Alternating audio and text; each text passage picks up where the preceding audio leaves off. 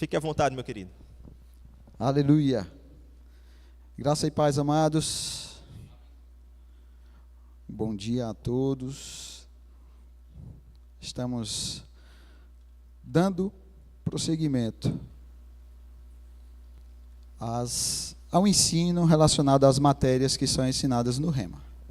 O Rema é uma ferramenta poderosa da parte do Senhor para esse nosso tempo, para essa época, e que nós precisamos valorizar. Aos que já fizeram, você vai relembrar alguns conceitos.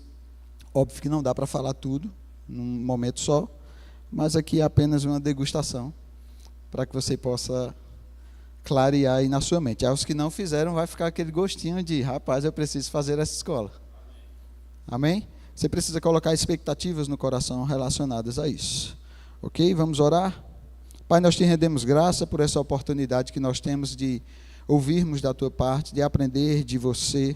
Nós cremos na tua unção presente neste lugar, para nos ensinar, nos fortalecer, nos fundamentar naquilo que você deseja para nós, que é o nosso crescimento em ti, a nossa descoberta em você, Pai. E nós cremos que essa palavra são sementes lançadas, conforme você mesmo falou, e vai frutificar no coração de cada um aqui, em nome de Jesus. Amém. Você crê nisso? Hoje eu vou estar falando acerca de ministério prático. Nós tivemos já alguns, desde do primeiro domingo aí, algumas ministrações. Tivemos no dia 7/1, Vida de Louvor, com Fabrício Martins. Dia 14, nós tivemos Realidades da Nova Criação, com Samara Coutinho. Foi top. Dia 21, tivemos Justiça de Deus, com Ana Militão. No dia 28, tivemos o Fruto do Espírito, com Penha.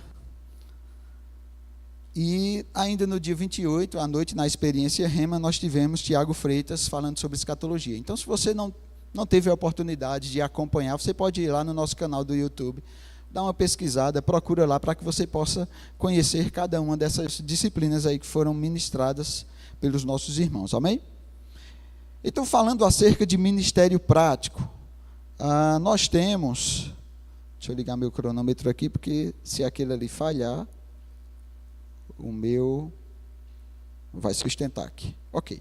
Falando acerca de ministério prático, nós vamos entender o que é que a palavra fala acerca de ministério de um modo geral. Como é que Deus, Ele instituiu, Ele estabeleceu na igreja todos esses ministérios para que o corpo de Cristo pudesse ser conduzido e edificado depois que Jesus ascendesse aos céus, enviasse o seu Espírito, derramasse sobre toda a carne, e esse poder de Deus que foi derramado lá em Atos 2, pudesse conduzir cada um dos cristãos por meio de pessoas específicas escolhidas por Deus para trazer a sua palavra, fundamentar e fazer com que o reino dele crescesse nessa terra. Ok? Então nós vamos conhecer um pouquinho acerca disso. Eu nasci num lar cristão e eu vim de uma igreja bem tradicional, onde comumente aí a gente conhece, doutrinariamente falando, os cessacionistas. São pessoas que acreditam que muitas das coisas que aconteciam ali no livro de Atos, que nós podemos observar, ficaram no passado depois que a revelação bíblica foi concluída. Então, uma vez que a revelação bíblica foi concluída, eles definiram o cânon lá da Bíblia, quais são os livros que precisam ser considerados, que é uma revelação divina. Depois que eles foram reunidos, compilados e reunidos num só lugar. Então eles acreditam, muitas das coisas que aconteciam ali em Atos ficaram no passado, porque segundo eles é desnecessário que eles permaneçam. Eu cresci nesse ambiente, então para mim só existia pastor, só existia o mestre que dava aula na escola dominical, e só existia o missionário, que saía desbravando o mundo aí, pregando a palavra. Pronto. Só existiam essas três pessoas e nada mais. Depois que eu tive contato com o Rema, e principalmente diante dessa disciplina, foi que eu pude conhecer o que é que a Bíblia diz sobre isso, e não o que é que os homens acham do que a Bíblia diz. Quantos sabem que tem uma diferença muito grande sobre isso? Nós não pregamos o que nós achamos, pregamos a palavra de Deus. Jesus deixou ir por todo mundo e pregai. Não é pregar o meu conceito, não é pregar o meu achismo, o que eu acho. Precisamos pregar o Evangelho, e ele está relacionado, e ele está revelado aqui nas Escrituras. Ok? Então, acerca de ministério, nós encontramos essa definição no original, né, de uma palavra, uma transliteração do grego, diaconia. A gente tá mais acostumado com essa palavra relacionada a um dos departamentos da nossa igreja, os diáconos, que nos auxiliam, nos ajudam aqui, né, durante o funcionamento do culto. Então, ministério, no original, é diaconia. É aquele que presta um serviço, né? Aquele que executa um pedido que é feito, a uma ordem que é dada. Isso é o que está relacionado à diaconia. Nós, sobre esse assunto, também encontramos o termo servo na Bíblia. Paulo usa muito esse termo nas cartas dele, servo.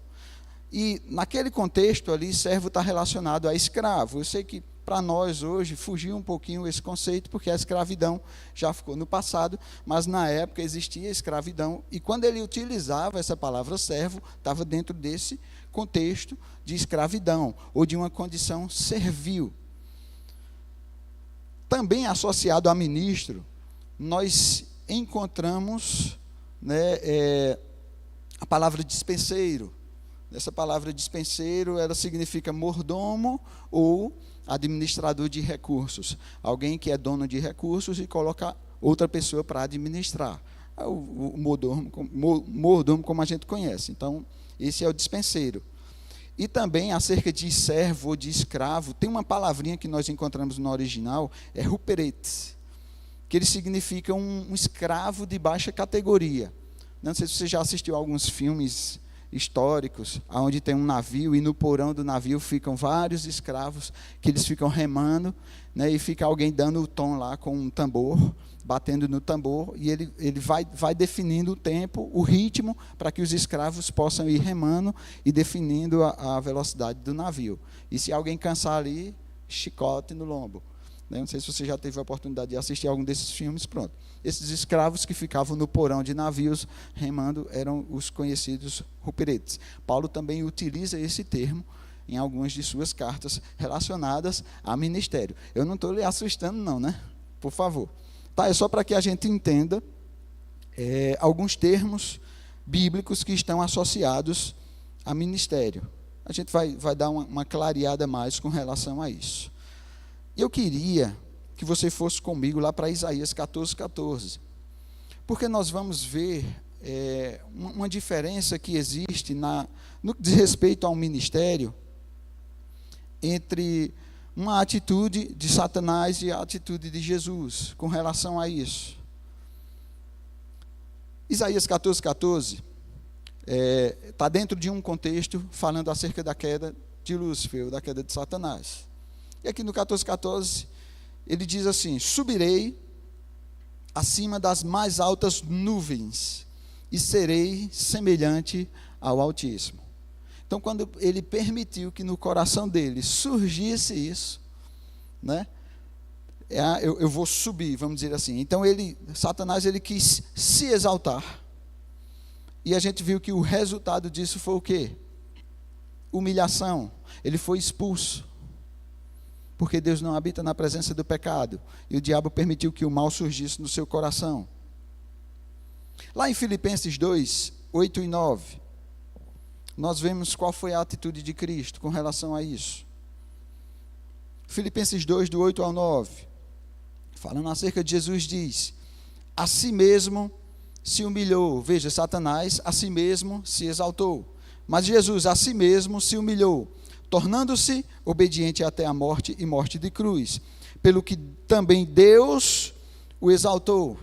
Quem exaltou foi Deus, por causa da humilhação de Cristo. Deus o exaltou sobremaneira e lhe deu um nome que está acima de todo nome. Então veja, Satanás, ele se exaltou e Deus humilhou ele. Deus expulsou ele. Cristo se humilhou e Deus exaltou ele. É só para que a gente entenda, né, lá no íntimo, dentro de nós, o cuidado que a gente precisa ter com os sentimentos. Porque é possível. O próprio Paulo fala: temo que assim como a serpente enganou Eva com a sua astúcia, de alguma sorte sejam corrompidos os vossos sentidos e se aparteis da simplicidade que há em Cristo. O mesmo temor de Paulo, né, do que o Satanás fez lá no início, para que o homem pudesse cair. Ele utiliza das mesmas armas hoje. E não é diferente com ministros. Nós vemos, infelizmente, muitos ministros caindo, né? Ministérios gloriosos, ministérios poderosos, mas que chega num determinado ponto, ele não guarda o coração, ele começa a permitir que no coração surjam alguns detalhes que vão minando a base daquilo que ele conhecia, ao ponto de toda a estrutura que ele construiu ruir. Eu vou dizer, para construir um prédio demora, mas se ele não for colocado no fundamento adequado, para cair é rápido. Mas antes de cair, ele começa a dar alguns sinais de rachadura, ele começa a mostrar, tem alguma coisa acontecendo aqui, tem algo errado com essa base aqui. Então, não é às cegas, não acontece de uma hora para outra. Mas, para construir demora muito, mas para cair é rápido. Então, é por isso que a instrução é, aquele que pensa estar em pé, cuide, para que não caia. Amém? Então, eu vou trazer instruções aqui para aqueles que almejam o ministério, e vou trazer instruções para aqueles que já estão no ministério, para abraçar a todos, ok, gente? Vai comigo lá em Efésios 4:11, essa é a famosa lista dos dons ministeriais. Efésios 4, do 11 ao 14, diz o seguinte: e ele mesmo, antes no contexto vem falando acerca de Jesus Cristo, tá? E aqui no 11 ele diz, Efésios 4:11. E ele mesmo concedeu. Quem concedeu? Cristo. Uns para apóstolos, outros para profetas, outros para evangelistas e outros para pastores e mestres, com vistas ao aperfeiçoamento dos santos, para o desempenho do seu serviço, para a edificação do corpo de Cristo, até que todos cheguemos à unidade da fé e do pleno conhecimento do Filho de Deus, à perfeita varonilidade, à medida da estatura da plenitude de Cristo, para que não mais sejamos como meninos agitados de um lado para o outro e levados ao redor por todo o vento de doutrina, pela artimanha dos homens, pela astúcia com que induzem ao erro. Então aqui nós vemos essa famosa lista, nós vemos aqui alguns detalhes específicos que eu vou relembrar mais à frente, acerca do tempo de duração desse estabelecimento aqui, dessa concessão que Jesus deu, né, e do propósito, por que ele deu isso. Lá em 1 Coríntios 12 tem outra lista. Se você for lá comigo, 1 Coríntios 12, do 28 ao 30. Paulo nos dá outra lista aqui. Existe uma relação de semelhança, mas ele faz alguns acréscimos.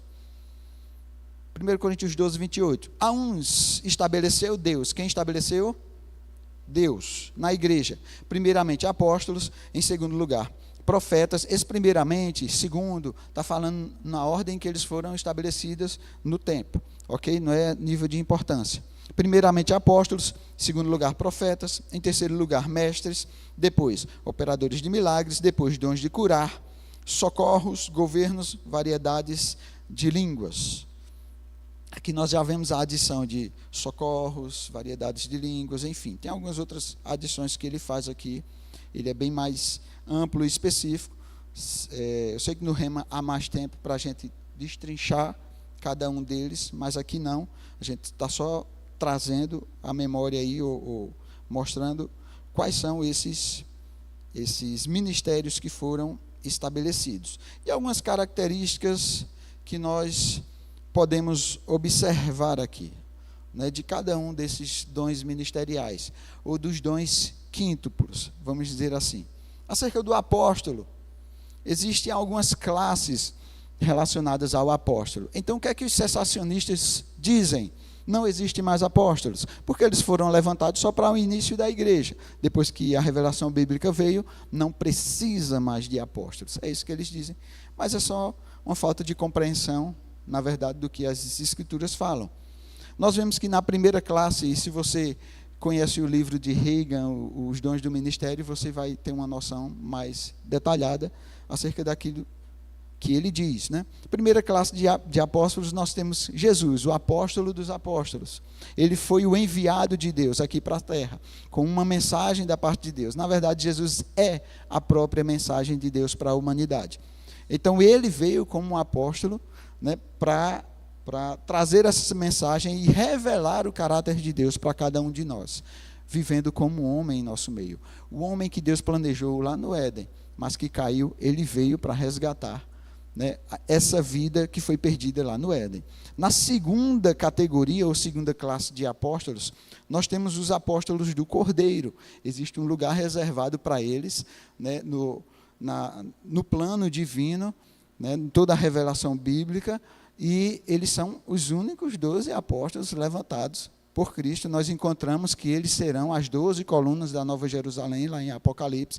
O nome de cada um estará lá, como uma questão de honra, diante daquilo que eles fizeram. Sabemos que um deles caiu, um deles se desviou, que foi Judas, tá? E Judas não estava mancomunado assim com Deus para que pudesse trair Jesus, como alguns por aí sugerem, não tem nada a ver com isso. Quando nós estudamos na Escritura, nós vemos que verdadeiramente Judas se desviou, permitiu que o mal viesse ao seu coração. Mesma coisa que surgiu no coração de Lúcifer, da mesma forma. E, infelizmente, ele se desviou, depois foi escolhido outro para o lugar dele, para que fechasse esses 12 aí. Então, segunda categoria, segunda classe, apóstolos do Cordeiro. Terceira classe, são os apóstolos de fundação, né, os apóstolos que... esses aí são os apóstolos do Cordeiro, mais o apóstolo Paulo, aqueles por meio dos quais foram escritos os livros do Novo Testamento. Eles trouxeram a base doutrinária, todo o fundamento que foi colocado acerca da revelação divina nas Escrituras foram feitos por eles. Tá? E aí a gente já inclui, por exemplo, o apóstolo Paulo como apóstolo de fundação. E a quarta e última classe, que é o que os cessacionistas não acreditam que exista, são os apóstolos não fundacionais. São os apóstolos que vieram após isso e que estão até hoje, né, atuando. Vai lá em Filipenses 2, 25. Ainda no livro de Filipenses, capítulo 2, versículo 25, diz assim: julguei todavia necessário mandar até vós Epafrodito, por um lado, meu irmão, cooperador e companheiro de lutas, e por outro, vosso mensageiro e vosso auxiliar nas minhas necessidades. Essa palavra mensageiro no original é apóstolo, tá? É aquele que traz uma mensagem, é aquele que é enviado com uma mensagem, uma visão específica. Por exemplo, o presidente do nosso ministério, hoje, na verdade, no início, né, quando ele veio para cá, apóstolo Bud, não, hoje é Guto, o presidente foi quem o sucedeu, mas no início, quando era Bud, ele veio para cá com uma mensagem, trazer a palavra da fé para o Brasil. Existia muito tradicionalismo em nosso meio, então a palavra da fé verdadeiramente veio para libertar essa nação e está se espalhando pelo mundo. Então ele veio como um enviado verdadeiramente, trazendo uma mensagem. Isso é um apóstolo, tá, gente? Então, nós temos ainda apóstolos hoje, geralmente eles são desbravadores, eles vão para um determinado local, eles iniciam obras, eles abrem, mas depois de um tempo que eles estabelecem, eu acho isso interessante, depois que a igreja começou a crescer aqui em Campina Grande, ele reuniu o seu grupo de ministros e disse assim: eu preciso levantar um pastor, para que a igreja não sofra, porque eu não sou pastor. E aí começou a estabelecer outras igrejas, e sempre que uma igreja era levantada, um pastor, ele colocava para atuar ali. Então não tinha aquela coisa de, fui eu que fundei essa igreja, é minha, meu Deus, não vem ninguém aqui. Não, é aquela noção de que ele entende o espaço, ele entende a responsabilidade que ele tem diante de Deus, e uma vez que ele fundamentou, ele precisa levantar o dom adequado para dar prosseguimento naquele lugar, porque se ele permanecer, a igreja sofre. Então foi isso que ele fez, ok? Então, existe sim apóstolos hoje. Acerca do profeta, né? O profeta é um dom ministerial, na verdade, diferente do dom espiritual, tá? A profecia é um dom espiritual, o profeta é um dom ministerial. O profeta é levantado por Deus para aquele ofício específico. E Paulo pergunta: são todos profetas? Não, tá? Mas todos podem profetizar? Sim. Por quê? Porque é um dom espiritual e foi derramado sobre toda a igreja. Mas profeta nem todos podem ser, porque tem que ser escolhido, ok? Só para a gente diferenciar isso, é que de fato ele é separado. Antes de qualquer coisa, um profeta, ele é um pregador e um mestre da palavra. Aleluia! Essa ideia de que profeta não estuda a palavra é mentira, do diabo, ok? E uma característica que nós encontramos no chamado profético é que 2 dos 3 dons de revelação precisam, de alguma forma, estar presentes e serem evidentes como frutos de um chamado profético. A gente sabe que os 3 dons de revelação são palavra de sabedoria, que está relacionada ao futuro, revelação acerca do futuro, palavra de conhecimento, que nos revela acerca de acontecimentos do passado ou do presente, né? E discernimento de espírito, que é uma visão, vamos dizer assim, ouvir ou enxergar, né, na dimensão espiritual. Então, 2 desses 3 precisam estar evidentes numa pessoa para que possa se reconhecer o chamado profético. Porque não faz sentido a pessoa ser profeta e pelo menos 2 desses 3 não estarem ali presentes, ok? E existe uma certa diferença do profeta do Antigo Testamento para o profeta do Novo Testamento. Esses sensacionistas também dizem que não há profeta hoje, porque como não havia uma revelação como nós temos da Nova Aliança, então era necessário antes que houvesse profeta, e no início da igreja também, mas depois que a Bíblia foi concluída, não precisa mais de profeta. Isso não está na palavra, tá? É só um entendimento particular dessa turma aí. Mas nós precisamos sim de profetas hoje. A única diferença é que o profeta não guia o povo. Diga assim comigo: o profeta não guia o povo. Nós sabemos que a unção no Antigo Testamento era derramada sobre 3 grupos, que eram os reis, os sacerdotes e os profetas. Tá? O sacerdote era o representante do povo diante de Deus, o profeta era o representante de Deus diante do povo. E os reis eram aqueles que governavam a nação de Israel. Tá? Hoje, quem é o representante do povo diante de Deus? Jesus Cristo. Hebreus nos revela que ele é o sumo sacerdote para sempre, sumo sacerdote eterno. Então, ele é o representante do povo diante de Deus. Foi ele que veio aqui, foi ele que morreu por nós, foi ele que se entregou, se identificou conosco e levou a nossa culpa. Tá? Então, como homem, ele fez isso. Então, ele é o nosso representante diante de Deus. E o representante de Deus diante do povo? Quem é o representante de Deus diante do povo? Jesus disse: eu preciso subir, porque se eu não for, ele não virá. Porque quando eu for, eu vou enviar outro Consolador. Representante de Deus diante do povo é o Espírito Santo derramado sobre todos nós, que habita sobre nós e habita dentro de nós. Certo? E o governo?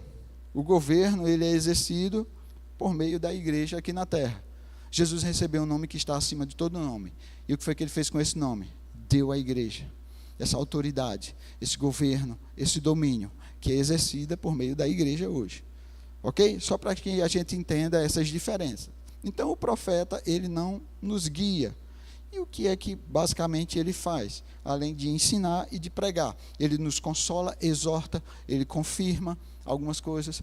Então, quando vem algo profético para nós, não é nenhuma novidade. Porque quem nos guia é o Espírito de Deus. Nós temos um Espírito recriado. Quem conhece as coisas do homem, senão o Espírito do homem que nele habita? Quem conhece as coisas de Deus, senão o Espírito de Deus? Então, nós temos o Espírito de Deus dentro de nós, e o nosso Espírito é recriado.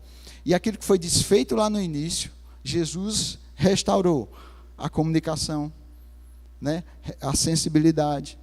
Então, nós temos o Espírito Santo dentro de nós. Somos guiados pela paz. Seja a paz o árbitro em nosso coração. Somos guiados pela paz. Nós temos uma voz interior falando conosco. Nós temos uma pessoa habitando dentro de nós. Então, Deus não precisa utilizar o profeta para nos guiar, mas para confirmar sim. Porque é possível que Deus esteja falando ao nosso coração algo e a gente não esteja dando crédito àquilo. Não esteja acreditando naquilo. E muitas vezes essas confirmações vêm por meio do profeta. E nós vamos ver mais na frente Paulo falando, inclusive, com Timóteo acerca desses detalhes específicos, ok? Então, quem nos guia é o Espírito de Deus, e o profeta confirma, nos levanta, nos revela algumas coisas que nós já compreendemos lá no nosso íntimo. Nada é novidade daquilo que o profeta fala para nós, ok? Evangelista, ele tem como característica que a mensagem pura dele, central, é Jesus Cristo. Ponto. Todo assunto que ele for falar, ele começa a desenvolver e sempre termina em Cristo. Sempre, Cristo. Ele pode iniciar por onde for, mas ele sempre vai terminar em Jesus Cristo.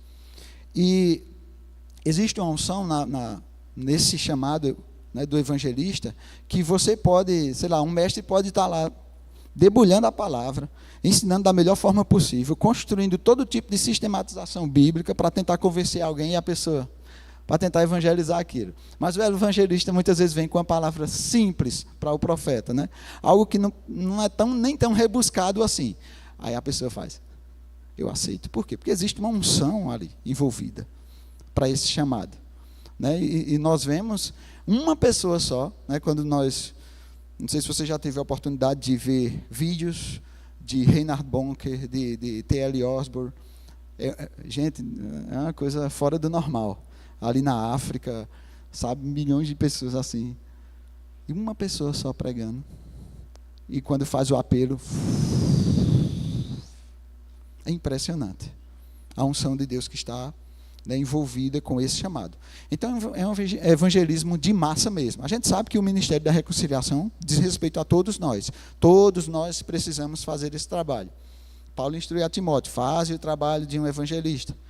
Que trabalho? Ministério da Reconciliação. Precisamos trazer pessoas para Cristo. Mas sobre eles repousa essa unção do evangelismo de massa. São curas em massa. Imagina ele impor as mãos sobre 12 milhões de pessoas. Eu vou impor as mãos aqui, cadê, vamos lá. Ia terminar que hora esse culto? Então ele dá uma ordem, ele não toca em ninguém. E os milagres começam a acontecer. Isso acompanha o chamado evangelístico. É uma característica, os dons, milagres, dons de curar. Amém, gente? Chamado pastoral, tem uma característica que ele é aquele que cuida, ele é aquele que apacenta. Acerca do chamado pastoral, nós encontramos alguns termos na Bíblia, por exemplo, bispo, presbítero, ancião, que está relacionado a esse chamado. É um chamado mais local, diz respeito a uma comunidade, a uma igreja, ou algo desse tipo. É aquele que cuida do povo, é aquele que está o tempo todo ali falando com ele, está o tempo todo, né? Ele governa o ambiente, ele alimenta as ovelhas, ele acolhe, ele disciplina, isso é o papel dele. A disciplina não é do profeta, apesar de o profeta revelar algumas coisas, se Deus o direcionar para isso, principalmente pecado, algo que precisa ser eliminado. Mas a responsabilidade da disciplina no corpo local está com o pastoreio, ok? E o mestre, ele tem uma habilidade sobrenatural, óbvio, para ensinar, fundamentar, detalhar, especificar, sistematizar e equilibrar. Esse é o papel do mestre na igreja local. Tá? Então, tudo aquilo que, de alguma forma, está começando a surgir, sair do controle, diz respeito a uma visão, ou algo que não está tão esclarecido ainda, então o mestre ele tem essa habilidade de esmiuçar, de detalhar, de trazer um fundamento, né, e trazer o equilíbrio sobre todas as coisas que estão acontecendo. Amém? E sempre apontando para a palavra de Deus. A base sempre é a palavra de Deus, nunca indo além disso. Ok, gente? Só uma historinha rápida e interessante. Certa vez eu ouvi, uma criança chegou para a mãe e disse assim: mãe, me explica aí como é que funciona esses 5 dons ministeriais. A mãe disse assim: vamos pensar aqui. Digamos que está tendo uma reunião, né, uma mesa redonda lá, todo mundo reunido, e aí alguém vai pegar uma garrafa ou alguma coisa, bate no copo de suco e aquele copo derrama sobre a mesa. Aí o apóstolo diz assim: está vendo? Eu estou dizendo a vocês, nós precisamos de uma mesa maior, nós precisamos ampliar, né? Nós precisamos, está muito apertado ainda aqui, nós precisamos avançar, alargar as tendas. Então o apóstolo ele tem essa visão mesmo de ampliação, de alargar tendas, de avançar, de abrir congregações. Aí o profeta olha para a pessoa que derrubou o copo e diz assim: rapaz, você precisa prestar mais atenção. O copo estava na sua frente. Se você tivesse olhado, direcionado o seu olhar para aqui, isso não teria acontecido. Então você não pode fazer as coisas de forma displicente, né? Trazendo aquela consciência e aquela segurança naquilo que precisa fazer, sempre apontando alguma coisa, sempre mostrando algo. E aí o evangelista, ele olha assim e diz: da mesma forma que esse copo derramou o suco, Jesus derramou na cruz do Calvário o seu sangue por cada um de nós. Então ele sempre aproveita uma oportunidade para falar acerca de Jesus. E o pastor, o que é que o pastor faria? Você não vai ficar sem suco. Tome aqui, o meu, você vai tomar do meu suco, você não vai ficar com sede. Então o pastor é sempre aquele que cuida, é sempre aquele que dá o sustento, o alimento.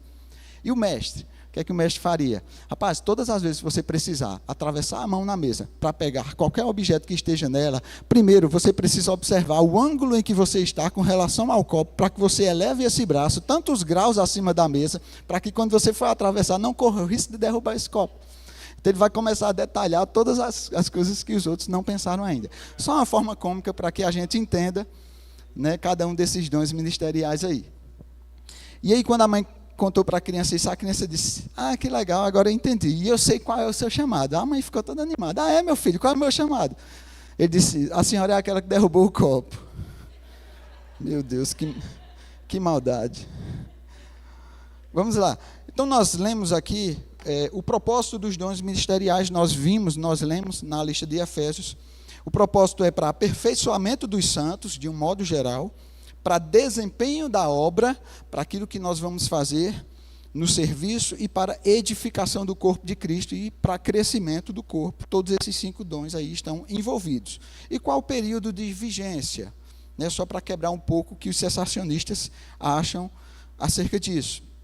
O período de vigência é até que, nós encontramos naquela lista de Efésios, até que todos cheguemos à unidade da fé. Nós chegamos à unidade da fé, gente?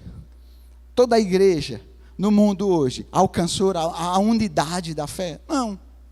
A plenitude do conhecimento do Filho. Toda a igreja hoje tem a plenitude do conhecimento do Filho? Não. Nós estamos caminhando para isso. Perfeita varonilidade. Alcançamos a perfeição? Não. Até chegarmos à medida da estatura da plenitude de Cristo. Isso aí só quando Jesus voltar. Nós estamos caminhando. Paulo falando acerca de perfeição, ele diz, não que eu tenha alcançado, mas uma coisa eu faço, esquecendo das coisas para trás, fico avançando para as que estão adiante de mim, prossigo para o alvo, para o prêmio da soberana vocação de Deus em Cristo Jesus. Então, é algo que nós estamos caminhando. Perfeição é algo que nós estamos, né, alcançando, deixando o que precisa ser deixado para trás, alcançando aquilo que já está adiante. Estamos prosseguindo, mas o nosso alvo está apontado lá para frente. E não está nessa vida. Está na vida que está por vir. É o prêmio da soberana vocação. Amém, gente? Então, estamos em constante crescimento. Por isso que a vontade de Deus é que todos os homens sejam salvos. Para aí? Não. E cheguem ao pleno conhecimento da verdade. É um caminho, é uma construção. Ok? Qual é a dinâmica do ministério? Nós lemos, lá em 1 Coríntios, que foi Deus quem estabeleceu.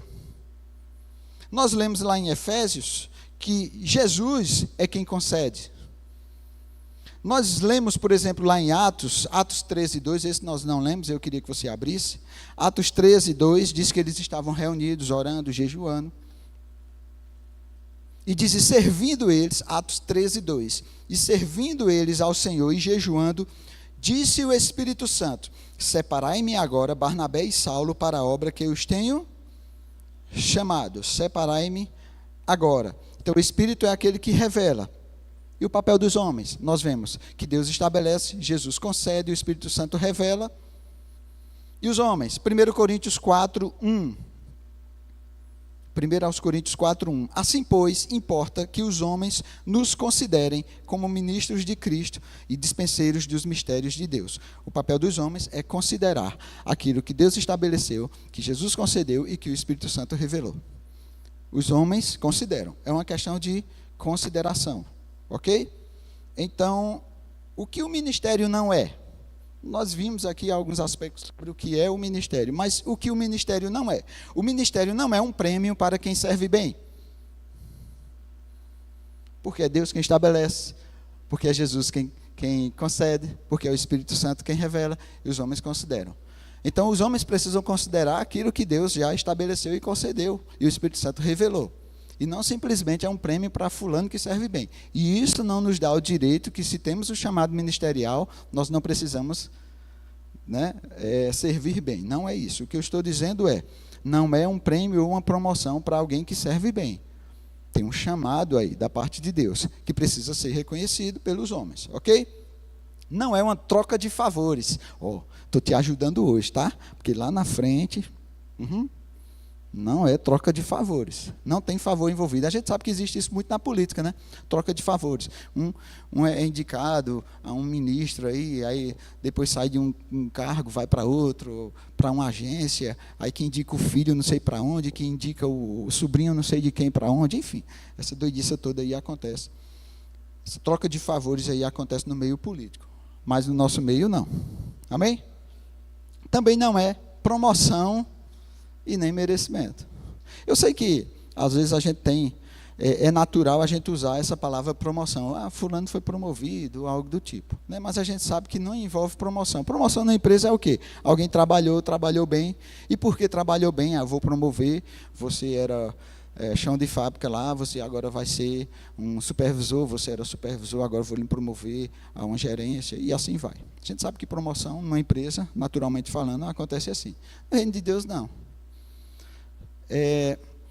A gente não lê naquela lista que Paulo fala acerca de corpo, né?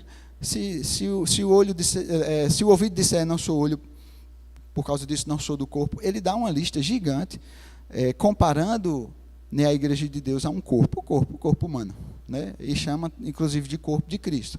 Então lá, nós não vemos Paulo dizendo que uma mão foi promovido a nariz, nós não vemos lá dizendo que um braço foi promovido a ouvido, ou algo do tipo. Não, Deus colocou cada um no corpo como Ele quis. Tá? Agora, você vai se descobrir em Deus, né, naquilo que Ele quer que você faça. E é natural que o grande laboratório de descoberta é o quê? A igreja. É o ministério de socorros. Quando a gente começa a servir, quando a gente começa a ser aperfeiçoado, amadurecido ali, é que a gente vai se descobrindo em Deus. Né? Então, assim, não é que Deus vai nos transformar em alguma coisa. Não, nós já fomos chamados para aquilo. A gente é que ainda não está pronto. A gente é que ainda não está aperfeiçoado. E a partir do momento que nós vamos sendo aperfeiçoados, nós vamos alcançando a maturidade, é que nós alcançamos o lugar que já foi pensado por Deus para nós no corpo. Ok? Então, nascemos mão, morremos mão. A gente olha para uma criança, por exemplo, a gente vê ela com a mãozinha pequena, que não consegue fazer certas coisas. Você não vai dar uma jarra de vidro para uma criança de 1 ano segurar, cheio com água ou com suco. Você sabe que ela não tem estrutura suficiente para aquilo. Mas vai chegar um tempo que ela vai conseguir segurar aquela jarra de suco. Aí, porque ela ganhou força suficiente, a mão agora vai deixar de ser mão e vai se transformar numa orelha? Não existe. Vai continuar sendo mão. Ela só foi fortalecida e agora é possível dar mais responsabilidades a ela por causa da estrutura que ela ganhou. Amém, gente? É assim que acontece. Vamos lá. Algumas considerações que eu queria fazer sobre o chamado. Abre comigo. Salmos 139, 16. Sobre o chamado ministerial, mais especificamente. Salmos 139, capítulo 16, diz o seguinte: os teus olhos me viram substância ainda informe, e no teu livro foram escritos todos os meus dias, cada um deles escrito e determinado, quando nenhum deles havia ainda. Olha que interessante o salmista revelando, e nós podemos pegar isso para o contexto ministerial. Ainda é uma substância informe. Todos os meus dias já foram escritos lá no livro. Quem determina? Deus. Nós vimos isso. É Deus quem determina. Quem concede? A Bíblia diz: Jesus subiu aos céus e distribuiu dons. Jesus é aquele que concede. Ok? Só refrescando a nossa memória. Vai lá para Atos 9, 15 e 16. Ainda dentro desse contexto, Atos 9, 15 e 16. Diz o seguinte: mas o Senhor lhe disse: vai, porque este é para mim um instrumento escolhido para levar o meu nome perante os gentios e reis, bem como perante os filhos de Israel, pois eu lhe mostrarei quanto lhe importa sofrer pelo meu nome. Interessante aqui, está sendo revelado para Paulo, logo depois da conversão dele, o que é que Jesus tinha, ou o que é que o chamado dele representava. Eu sei que muitos falam que Paulo era o apóstolo dos gentios, que ele só pregava para os gentios. Mas aqui nós vemos que ele foi chamado, ele foi levantado, ele foi escolhido e separado para os gentios, para os reis e para o povo judeu, os filhos de Israel. Então, a abrangência do ministério de Paulo era grande, não era apenas para os gentios. Ok? Eu acho interessante, 16 diz, pois eu lhe mostrarei, Jesus falando para ele, pois eu lhe mostrarei quanto lhe importa sofrer pelo o meu nome. Pense num chamado maravilhoso. Rapaz, é importante que você sofra pelo meu nome. E aí, Jesus falando isso para você, como é que você ia pensar disso? Ah, meu Deus do céu. Tem sofrimento envolvido no ministério? Oh, vamos lá. Romanos 12, 4-8. É necessário e requer de nós dedicação ao serviço. Aqui em Romanos 12, do 4-8 diz, porque assim como num só corpo temos muitos membros, mas nem todos os membros têm a mesma função, assim também nós, conquanto muitos, somos um só corpo em Cristo e membros uns dos outros. Tendo, porém, diferentes dons segundo a graça que lhe foi dada. Se profecia, seja segundo a proporção da fé. Se ministério, dediquemo-nos ao ministério. Ou o que ensina, esmere-se no fazê-lo. Ou o que exorta, faça-o com dedicação. O que contribui com liberalidade, o que preside com diligência, quem exerce misericórdia com alegria. Então aqui está mostrando a nossa parte e a nossa dedicação em cada característica daquilo que nós fomos chamados para fazer em Deus. Exige dedicação da nossa parte, para que a gente possa cumprir aquilo bem, ok? Eu sei que existe uma graça da parte de Deus para nós, mas apesar de Deus nos conceder, apesar de existir inspiração divina, precisa existir uma busca da nossa parte, né? Jesus disse, eu tenho muito para dizer para vocês, falando para os discípulos, mas vocês não estão prontos para ouvir agora, mas quando o Espírito da verdade vier, Ele vos guiará a toda a verdade, e Ele vos lembrará das coisas que eu tenho dito. Agora, como é que o Espírito vai lembrar para você das coisas que estão escritas se você não lê? Então você tem que buscar, no mínimo você precisa conhecer o que está nas Escrituras. É necessário que haja da parte dos ministros uma entrega. Vai lá para 2 Coríntios 12, 15. Segunda carta de Paulo aos Coríntios, capítulo 12, versículo 15. Ele diz algo interessante, eu de boa vontade me gastarei, e ainda me deixarei gastar em prol da vossa alma. Se mais vos amo, serei menos amado? Aqui, na verdade, ele está dentro de um contexto que ele está trazendo para os coríntios, que ele está trazendo, na verdade, uma crítica. Ele está mostrando o quanto ele tem se esforçado e se desgastado para esse povo. E no final ele diz, se mais vos amo, serei menos amado? Porque eles estavam dando mais atenção a outros que se diziam apóstolos e desprezando aquilo que Paulo falava, aquilo que Paulo ensinava e a forma que Paulo vivia na época. Então é bem interessante nessas cartas de Paulo aos Coríntios que ele confronta muito os coríntios. Confronta pecado, ele confronta avareza, enfim, muita desconsideração, muita coisa desse tipo. Então, aqui Paulo está se revelando como ministro, dizendo assim, eu me gastarei de boa vontade e ainda me deixarei gastar por eles, por cada um deles. Esse é o sentimento de um ministro. Certa vez eu vi alguém falando, achei interessante, dizendo que o ministro ele é como uma vela. Ele se desgasta enquanto ele está iluminando os outros. Isso é o papel do ministério, do ministro. Então, se você está pensando em entrar para o ministério para luxar, me desculpe, suas expectativas serão frustradas. Tá bom? Eu não estou dizendo que você não tenha direito a luxos. O que eu estou dizendo é que, se a sua expectativa for essa, é possível que, num momento de desgaste, você desista do ministério. Tá? Então, não põe expectativa nisso. Acerca das qualificações, nós sabemos que existem qualificações para aqueles que querem ser ministros. 1 Timóteo 3, do 1 ao 10. Ele nos dá uma lista de qualificações bem interessantes. Primeira carta de Paulo a Timóteo, 1 Timóteo 3, do 1 ao 10. Diz assim, fiel é a palavra. Se alguém aspira ao episcopado, excelente obra almeja. É necessário, portanto, que o bispo seja irrepreensível, esposo de uma só mulher, temperante, sóbrio, modesto, hospitaleiro, apto para ensinar, não dado ao vinho, não violento, não cordato, inimigo de contendas, não avarento, que governe bem a própria casa, criando os filhos sob disciplina, com todo respeito. Pois se alguém não sabe governar a sua própria casa, como cuidará da igreja de Deus? Não seja neófito, para não suceder que se ensoberbeça e incorra na condenação do diabo. Pelo contrário, é necessário que ele tenha bom testemunho dos de fora, a fim de não cair no opróbrio e no laço do diabo. Semelhantemente quanto aos diáconos. Eu vou continuar a lista, já que ministro, no original, a palavra é diácono também.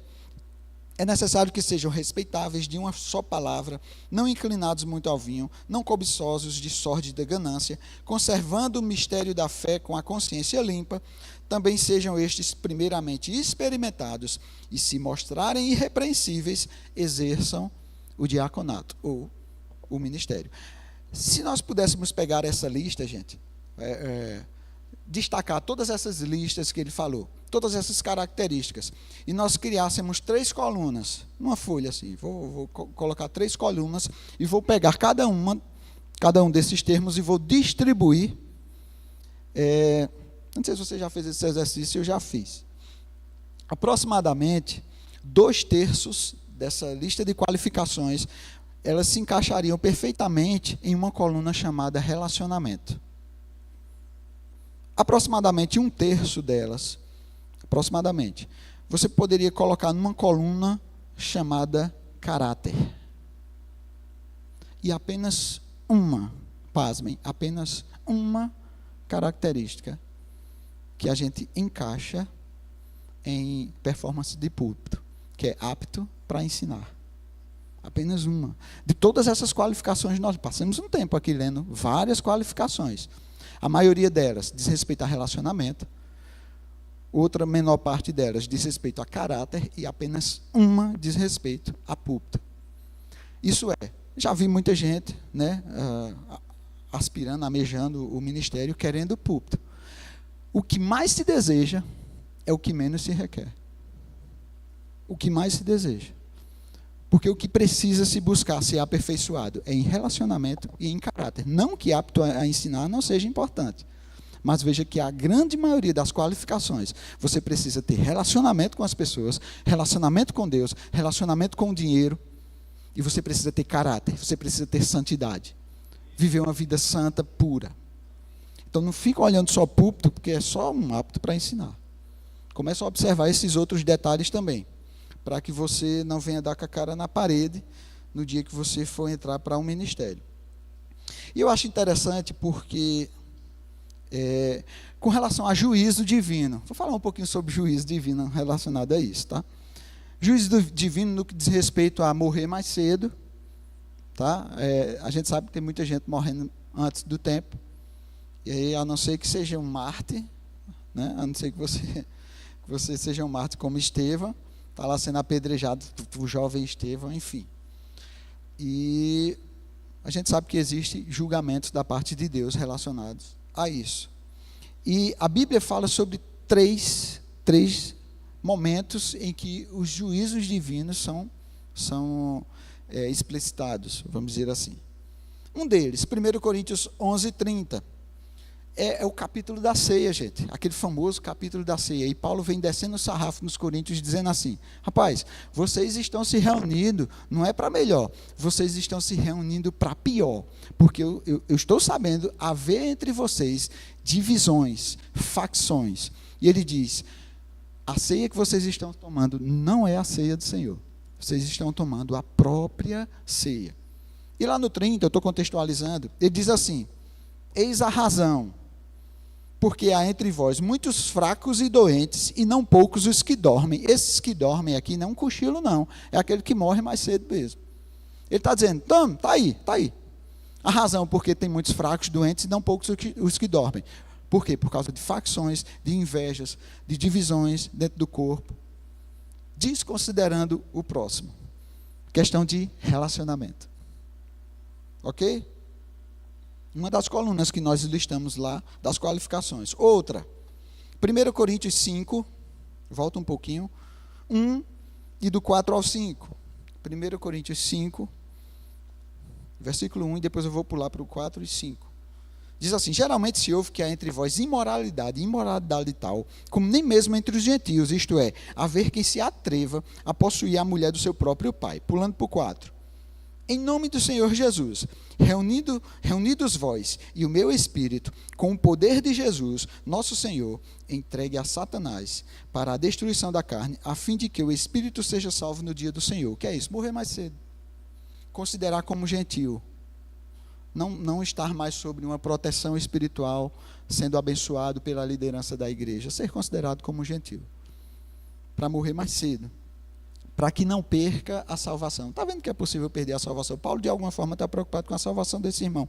Porque é possível que, se ele continuar descendo na ladeira, na banguela lá do pecado, ele chegue ao ponto de blasfemar. Que é o pecado sem perdão. A blasfêmia contra o Espírito Santo. Então, Paulo está preocupado com a salvação desse irmão. E isso está dentro de um contexto de quê? Imoralidade sexual. Uma das listas lá, que nós colocamos as qualificações. Caráter, santidade. Outra, 1 Timóteo 1, 18 ao 20. 1 Timóteo 1, 18 ao 20. 18, ele diz assim: este é o dever de quem te encarrega, ó filho Timóteo, segundo as profecias que antecipadamente foste objeto.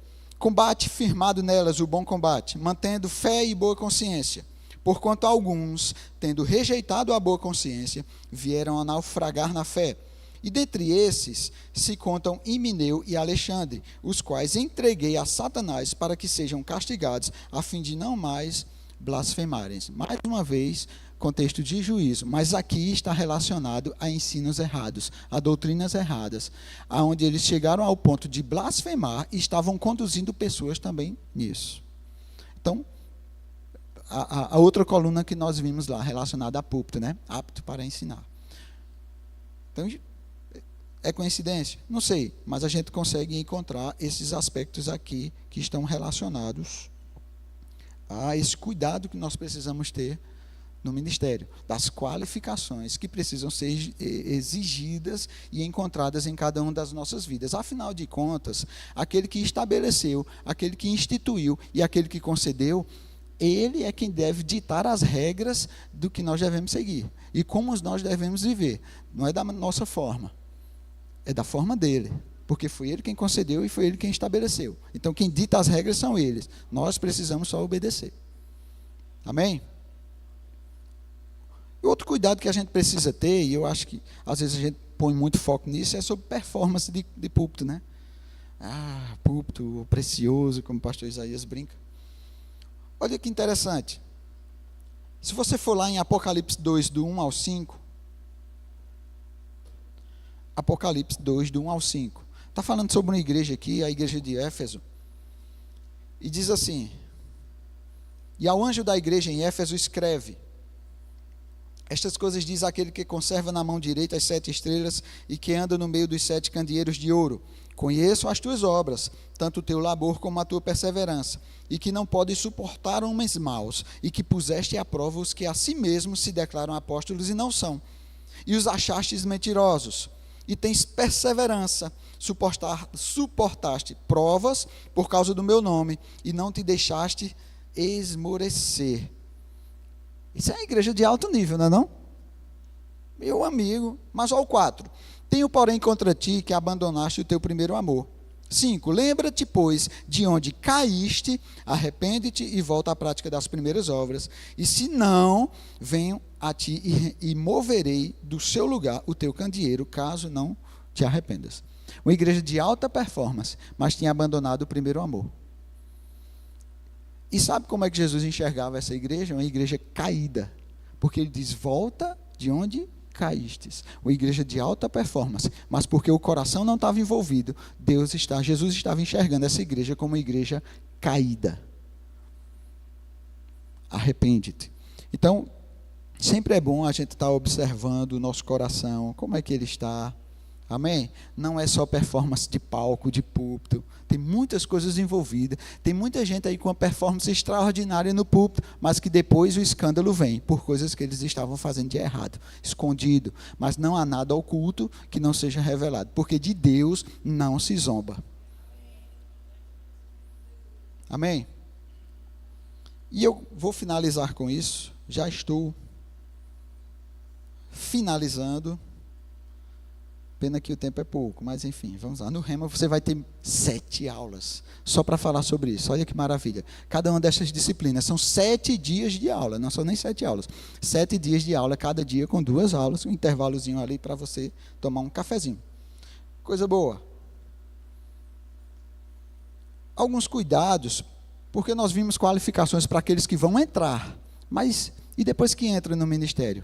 E depois que já se está lá no ministério? Também existem cuidados relacionados a isso.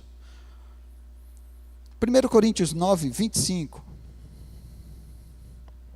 Paulo fala algo interessante. Primeiro ele dá uma lista de qualificações, mas aqui no 1 Coríntios 9, 25 ele diz: todo atleta em tudo se domina, aqueles para alcançar uma coroa corruptível, nós, porém, a incorruptível.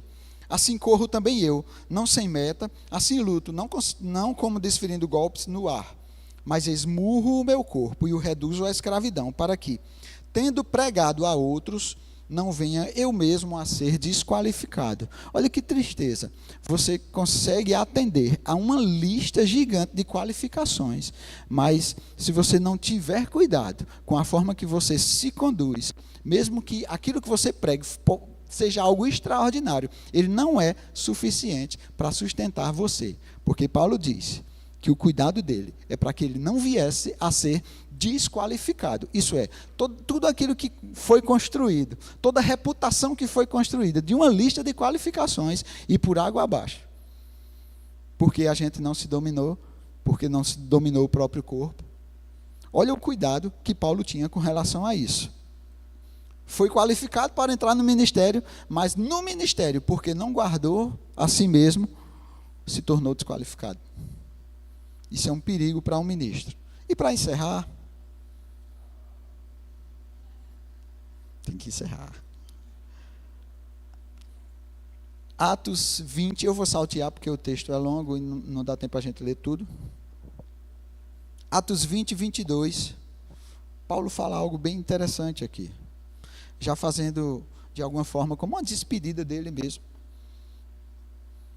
Atos 20, 22, diz assim: e agora, constrangido em meu espírito, vou para Jerusalém, não sabendo o que ali me acontecerá, senão que o Espírito Santo, de cidade em cidade, me assegura que me esperam cadeias e tribulações. Você iria para Jerusalém? Vamos dar continuidade.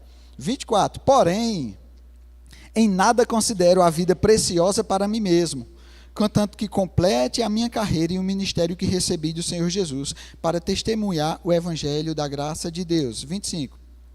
Agora eu sei que todos vós, em cujo meio passei pregando o reino, não vereis mais o meu rosto.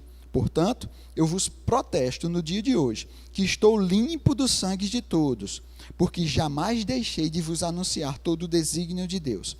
Atendei por vós e por todo o rebanho sobre o qual o Espírito Santo vos constituiu bispos para pastoreardes a igreja de Deus, a qual ele comprou com o seu próprio sangue. Então a igreja não é nossa, a igreja é de Deus. Pula para o 32. Agora, pois, encomendo-vos ao Senhor e à palavra da sua graça, que tem poder para vos edificar e dar herança entre todos que são santificados. De ninguém cobiceis prata, nem ouro, nem vestes, nem vos sabeis, vós mesmos sabeis que estas mãos serviram para o que me era necessário, a mim e aos que estavam comigo. 35. Tenho-vos mostrado em tudo que, trabalhando assim, é mister socorrer os necessitados, e recordar as palavras do próprio Senhor Jesus Cristo, mas bem-aventurado é dar do que receber. Eu sei que esse contexto aqui, que mais bem-aventurado é dar do que receber, a gente costuma falar no contexto de ofertas, de dízimo, né? Mas ele está dentro do contexto ministerial.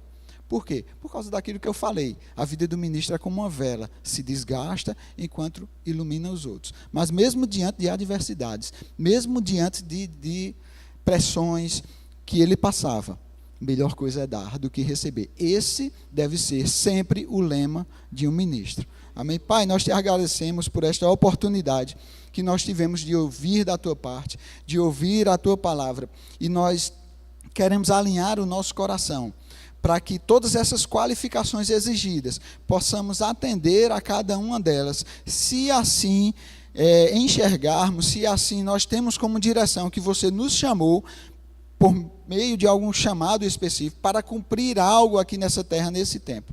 Em nome de Jesus Cristo, nós alinhamos o nosso coração. Nós não queremos ser faltosos nisso. Não queremos apenas estar preocupados com a performance de púlpito, mas queremos ter um bom relacionamento contigo, um bom relacionamento com os irmãos, um bom relacionamento com as finanças, um bom relacionamento com a família, Pai. E também queremos ter um caráter aprovado diante de você, andando em santidade, refletindo a tua glória para todas as pessoas, para que assim possamos cumprir bem o ministério e não sermos nunca desqualificados por nenhuma falta encontrada em nós. Em nome de Jesus. Amém. Então, gente, muito obrigado. Sejam abençoados na prática dessa palavra. Aleluia.